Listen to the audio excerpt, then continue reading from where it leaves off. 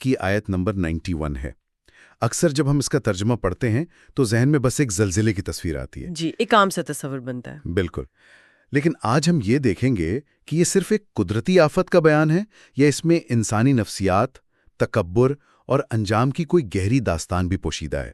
تو آئیے اس کے اندر چھپے ہوئے معنی کو کھوجنے کی کوشش کرتے ہیں۔ گفتگو کا آغاز کرتے ہیں۔ اعوذ باللہ من الشیطان الرجیم، بسم اللہ الرحمن الرحیم۔ سورۃ الاعراف آیت نمبر 91۔ فَأَخَذَتْهُمُ الرَّجْفَةُ فَأَصْبَحُوا فِي دَارِهِمْ جَاثِمِينَ۔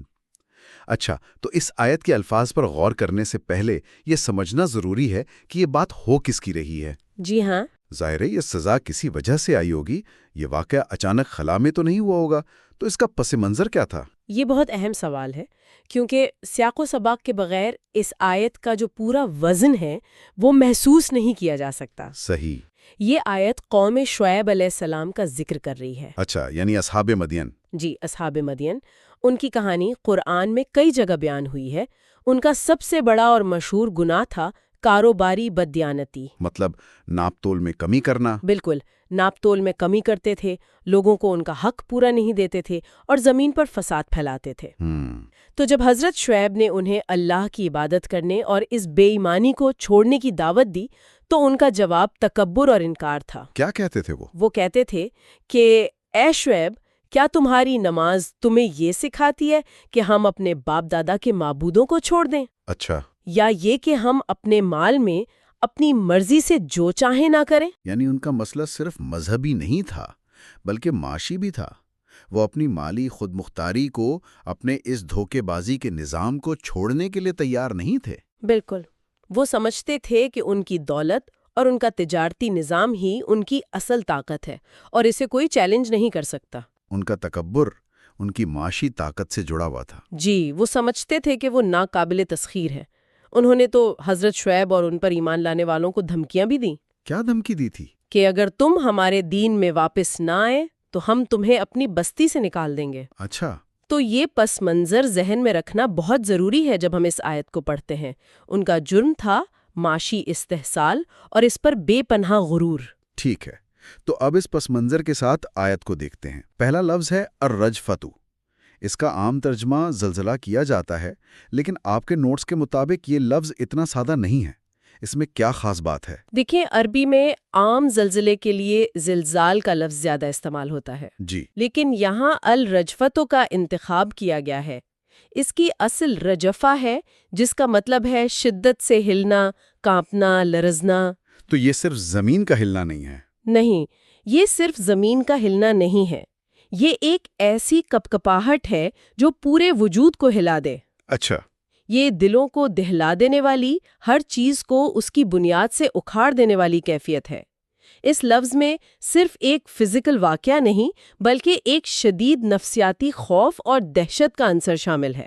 تو یہ وہ لرزش ہے جو صرف عمارتوں کو نہیں گراتی؟ جی، بلکہ انسان کے اندر کے غرور، اس کی امیدوں اور اس کے تحفظ کے احساس کو بھی پاش پاش کر دیتی ہے۔ تو گویا یہ صرف ایک قدرتی آفت نہیں بلکہ اسے ایک نفسیاتی ہتھیار کے طور پر بیان کیا جا رہا ہے۔ بالکل، ایک ایسی دہشت جو باہر سے بھی حملہ کرتی ہے اور اندر سے بھی توڑ دیتی ہے۔ یہ لفظ سن کر ہی ذہن میں ایک خوفناک تصویر بنتی ہے۔ جی ہاں، یہ اس عذاب کی نوعیت کو واضح کرتا ہے۔ یہ کوئی عام واقعہ نہیں تھا بلکہ ایک ایسی فیصلہ کن کارروائی تھی جس کا مقصد صرف تباہی نہیں تھا بلکہ ان کے تکبر کو جڑ سے اکھاڑنا تھا۔ بالکل، ایک ایسی کپکپاہٹ جس نے ان کی پوری دنیا، ان کا پورا نظام تہو بالا کر کے رکھ دیا۔ اچھا، تو یہ تو ہوئی عذاب کی نوعیت۔ اب اس کے آنے کا انداز دیکھتے ہیں۔ آیت میں یہ نہیں کہا گیا کہ ان پر زلزلہ آیا بلکہ کہا گیا ہے فَأَخَذَتْهُمُ الرَّجْفَةُ۔ جی، یعنی پس اس شدید زلزلے نے انہیں پکڑ لیا۔ یہ پکڑ لینے کا جو انداز ہے یہ بڑا عجیب اور ذاتی قسم کا محسوس ہوتا ہے۔ ایسا کیوں ہے؟ یہ قرآن کے معجزانہ اسلوب کی ایک بہترین مثال ہے۔ لفظ اخذا کا مطلب ہے کسی چیز کو مضبوطی سے پکڑنا، اپنی گرفت میں لے لینا۔ ٹھیک ہے۔ جب یہ کہا جاتا ہے کہ زلزلے نے انہیں پکڑ لیا تو یہ واقعہ ایک بے جان غیر ارادی آفت نہیں رہتا۔ تو پھر کیا بن جاتا ہے؟ یہ ایک زندہ، فعال اور طاقتور قوت بن جاتا ہے۔ اس میں ایک ارادہ نظر آتا ہے، جیسے کوئی شکاری اپنے شکار کو اچانک اور مضبوطی سے دبوچ لیتا ہے۔ اور پھر بچنے کا کوئی امکان نہیں رہتا۔ جی، کوئی امکان نہیں۔ یہ تو ویسے ہی فرق ہے جیسے ہم کہیں کہ ایک گاڑی اس سے ٹکرا گئی اور گاڑی نے اسے کچل دیا۔ بہت اچھی مثال دی آپ نے۔ پہلے جملے میں ایک حادثہ لگتا ہے، دوسرے میں ایک ارادی عمل کا تاثر ہے۔ بالکل درست۔ تو یہاں یہی تاثر دیا جا رہا ہے کہ یہ کوئی حادثہ نہیں تھا، بلکہ ایک سوچا سمجھا ٹارگیٹڈ ایکشن تھا۔ فَأَخَذَتُمْ کا استعمال اس واقعے کو ایک شخصیت اور ارادہ دیتا ہے۔ اس میں کئی گہرے مفہوم ہیں۔ پہلا تو یہ کہ یہ گرفت اچانک تھی، انہیں سنبھلنے کا موقع ہی نہیں ملا۔ کوئی موقع نہیں ملا، نہ بھاگنے کا نہ تیاری کرنے کا۔ دوسرا یہ کہ یہ گرفت مکمل اور ناقابل فرار تھی، کوئی راستہ نہیں تھا بچ نکلنے کا۔ کوئی راستہ نہیں تھا۔ وہ جہاں بھی تھے، جیسے بھی تھے، اس عذاب کی گرفت میں آ گئے۔ یہ ان کے اس غرور کا جواب تھا کہ ہمیں کوئی کچھ نہیں کر سکتا۔ اس ایک لفظ نے ان کی ساری طاقت اور اختیار کو صفر کر دیا۔ بالکل۔ گویا یہ عذاب ایک حکم کا پابند تھا، ایک ایسی قوت جسے خاص طور پر بھیجا گیا تھا اپنا کام پورا کرنے کے لیے۔ جی۔ اور اس نے آ کر انہیں کسی بچے کی طرح پکڑ لیا۔ ان کی ساری طاقت، سارا غرور ایک لمحے میں ختم۔ جی، اور یہ ان کی نفسیاتی شکست کی بھی علامت ہے۔ وہ لوگ جو دوسروں کو اپنی بستی سے نکالنے کی دھمکیاں دے رہے تھے، وہ خود ایک ایسی گرفت میں آ گئے جس سے وہ ہل بھی نہ سکے۔ جی، یہ منظر کی ڈرامائی حیثیت کو بہت بڑھا دیتا ہے۔ یہ صرف ایک بیان نہیں بلکہ ایک زندہ تصویر ہے جس میں ایک فعال قوت اپنا کام کر رہی ہے۔ ٹھیک ہے، تو عذاب کی نوعیت ایک دل دہلا دینے والی کپکپاہٹ تھی اور اس کا انداز ایک شکاری کی طرح پکڑنے کا تھا۔ اب آیت کا دوسرا حصہ۔ جی، اس کے انجام کی تصویر کشی۔ ہاں، فَأَصْبَحُوا فِي دَارِهِمْ جَاثِمِينَ، یعنی پس وہ صبح کو اپنے گھروں میں اوندھے پڑے رہ گئے۔ آئیے اس تصویر کو بھی ٹکڑوں میں دیکھتے ہیں۔ پہلا لفظ ہے فَأَصْبَحُوا، پس وہ ہو گئے صبح کے وقت۔ یہاں صبح کے وقت کا ذکر کیوں اہم ہے؟ لفظ اصبح کا استعمال یہاں بہت گہرا ہے۔ یہ اس بات کی طرف اشارہ کرتا ہے کہ یہ تباہی غالباً رات کے وقت آئی۔ جب لوگ اپنے گھروں میں تھے، سو رہے تھے شاید۔ جی، یا آرام کر رہے تھے، اور جب صبح ہوئی تو منظر مکمل طور پر بدل چکا تھا۔ کیا مطلب؟ مطلب رات کو وہ زندہ، متحرک، سرکش اور دھمکیاں دینے والے لوگ تھے، اور صبح وہ مردہ، بے حس و حرکت لاشوں میں تبدیل ہو چکے تھے۔ یہ تو ایک حالت سے دوسری حالت میں ایک مکمل اور اچانک تبدیلی ہے۔ بالکل۔ اس میں ایک خاموش عبرت ہے کہ رات اور صبح کے درمیان صرف چند گھنٹوں نے ان کی پوری دنیا کو الٹ کر رکھ دیا۔ کل کے طاقتور آج کی عبرت بن گئے تھے۔ اور پھر اگلا حصہ فی دارہم، یعنی اپنے ہی گھروں میں۔ یہ تفصیل اس پورے واقعے کو اور بھی زیادہ خوفناک اور ذاتی بنا دیتی ہے۔ یقیناً گھر انسان کی پناہ گاہ ہوتا ہے، حفاظت کی جگہ، اس کی حفاظت، اس کے سکون اور اس کی پرائیویسی کی جگہ۔ جب عذاب ان کے گھروں کے اندر آیا تو اس کا مطلب ہے کہ ان کے لیے کوئی جائے پناہ نہیں تھی۔ جس جگہ کو وہ اپنا قلعہ سمجھتے تھے، وہی جگہ ان کی قبر بن گئی۔ یہ اس حقیقت کی طرف بھی اشارہ ہے کہ تباہی باہر سڑکوں یا بازاروں میں نہیں آئی، بلکہ یہ ان کی ذاتی زندگیوں کے مرکز تک پہنچ گئی۔ اس سے یہ ظاہر ہوتا ہے کہ اللہ کا عذاب کہیں بھی آ سکتا ہے، کسی بھی محفوظ سمجھی جانے والی جگہ پر آ سکتا ہے۔ یہ بات ان کے جرم سے بھی جڑتی ہے۔ وہ بازاروں میں دوسروں کا حق مارتے تھے اور پھر اپنے محفوظ گھروں میں آ جاتے تھے۔ جی ہاں۔ لیکن سزا نے انہیں وہیں پکڑا جہاں وہ خود کو سب سے زیادہ محفوظ سمجھتے تھے۔ جی، یہ تو ایک بہت بڑی نفسیاتی شکست ہے۔ جی بالکل، ان کی پناہ گاہ ہی ان کا مقتل بنی۔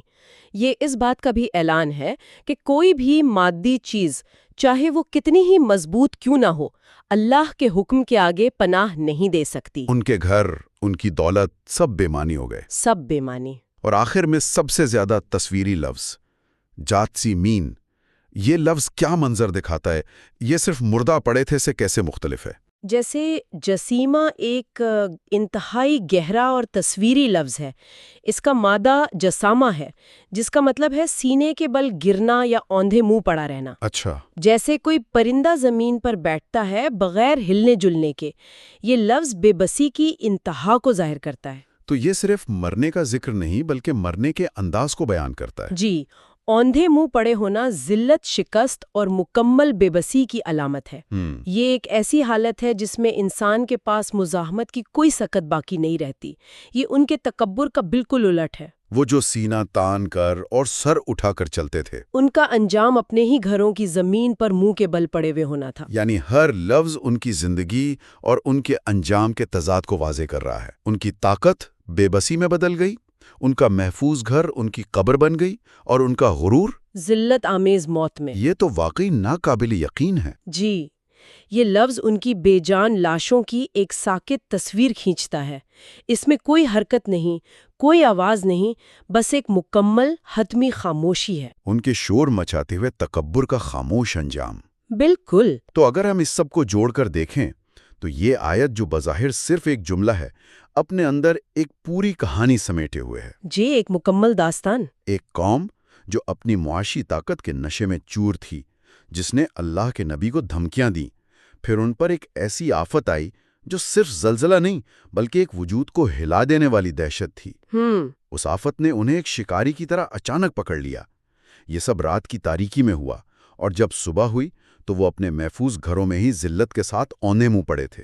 اس میں کوئی چیخو پکار نہیں، کوئی لمبی تفصیل نہیں، بس ایک حتمی اور مکمل انجام کا بیان ہے۔ یہی قرآن کا اعجاز ہے۔ جی، یہ الفاظ کے ذریعے ایک ایسی دنیا تخلیق کرتا ہے جو قاری یا سامع کو براہ راست اس منظر میں لے جاتی ہے۔ یہ صرف معلومات فراہم نہیں کرتا بلکہ احساسات کو جھنجھوڑتا ہے اور انسان کو گہرائی سے سوچنے پر مجبور کرتا ہے۔ ہر لفظ کا انتخاب، ہر جملے کی ساخت ایک خاص مقصد کے تحت ہے، اور مل کر ایک ایسا تاثر پیدا کرتے ہیں جو کسی بھی ترجمے میں پوری طرح منتقل ہونا تقریباً ناممکن ہے۔ تو آج کی اس گفتگو سے جو بات سب سے زیادہ واضح ہوئی وہ یہ ہے کہ اس آیت میں الفاظ کا انتخاب ہی سب کچھ ہے۔ الرجفہ، ہلا دینے والی دہشت، جی، فاختتہمو، ایک فعال قوت کا اچانک پکڑنا ہے، اور آیت کا آخری حصہ وقت، جگہ اور انجام کی حالت کو انتہائی مؤثر انداز میں بیان کرتا ہے۔ اور اگر ہم اس سب کو جوڑ کر دیکھیں تو یہ آیت ہمیں نہ صرف ایک تاریخی واقعے کے بارے میں بتاتی ہے بلکہ انسانی تکبر اور اس کے انجام کے بارے میں ایک آفاقی سچائی بھی بیان کرتی ہے۔ کیا سچائی؟ یہ بتاتی ہے کہ جس چیز پر انسان سب سے زیادہ بھروسہ کرتا ہے، چاہے وہ اس کی دولت ہو، اس کا گھر ہو یا اس کی طاقت، وہی سب سے پہلے اس کا ساتھ چھوڑ سکتی ہے۔ یہاں ایک آخری سوال ذہن میں آتا ہے جو آپ کے نوٹس میں بھی تھا۔ اس آیت میں اگر اسے الگ سے پڑھا جائے تو نہ ان لوگوں کا نام ہے اور نہ ہی ان کے گناہ کی تفصیل، یہ صرف ایک انجام کا بیان ہے۔ اس انداز میں کیا حکمت ہو سکتی ہے؟ یہ ایک بہت گہرا نکتہ ہے۔ دیکھیں، اس آیت کا حتمی، مختصر اور فیصلہ کن انداز، جب اسے سیاق و سباق سے الگ کر کے بھی دیکھا جائے تو بھی یہ بہت طاقتور ہے۔ وہ کیسے؟ جب نام اور تفصیلات ہٹا دی جاتی ہیں